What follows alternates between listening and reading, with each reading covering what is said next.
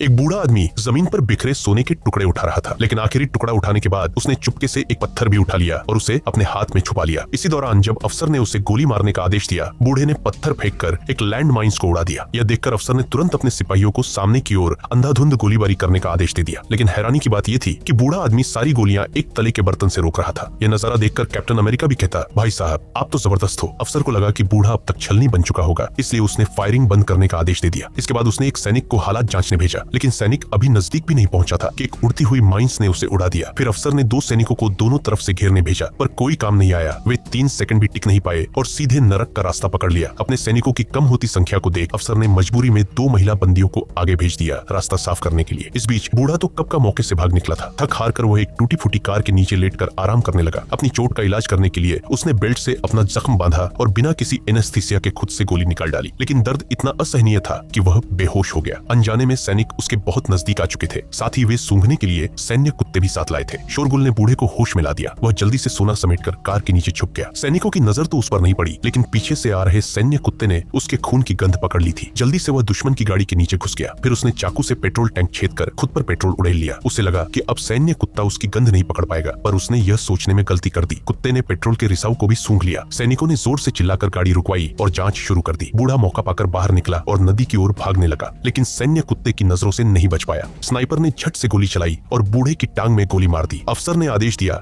कि बूढ़े को जिंदा पकड़ा जाए और कुत्ते को छोड़ दिया। कुत्ता तेजी से दौड़ता हुआ उसकी ओर बढ़ा, लेकिन बूढ़े ने बिल्कुल ठंडे दिमाग से माचिस जलाई और अपने शरीर पर पेट्रोल को आग लगा दी। कुत्ता डर के मारे वहीं रुक गया। बूढ़ा जलते हुए नदी की ओर भागा। सैनिकों ने उस पर ताबड़तोड़ फायरिंग की, मगर वह फिर भी नदी में कूदने में सफल रहा। सोने के भार से वह जल्दी से नदी के तल में डूब गया। तैरना न आने के कारण सैनिक उसे पकड़ नहीं सके, लेकिन आधे घंटे के भीतर ही बूढ़ा पानी के नीचे ऑक्सीजन खत्म होने से ऊपर आ गया। जैसे ही वह सतह पर निकला, स्नाइपर ने उसे गोली मार दी। लहूलुहान पानी देखकर अफसर ने गोताखोरों को सोना निकालने भेजा, पर जैसे ही गोताखोर नीचे गया, बूढ़े ने उसकी गला काट दी और उसकी ऑक्सीजन खुद ले ली। नाव पर मौजूद सैनिक खून देखकर डर के मारे कांपने लगे। फिर भी अफसर के आदेश पर उन्हें पानी में कूदना पड़ा, पर 2 सेकंड भी नहीं हुए थे कि पानी फिर से लाल हो गया। डर से कांपते सैनिक भागने लगे, पर उनमें से एक को अपने ही आदमी ने गोली मार दी। हैरत की बात यह थी कि गोली लगने के बावजूद नाव चलती रही। स्नाइपर ने भारी मशीन गन से फायरिंग कर दी, लेकिन बूढ़ा इस बार फिर मरे हुए सैनिक का सहारा लेकर बच निकला। अफसर लाचार खड़ा सब देखता रहा।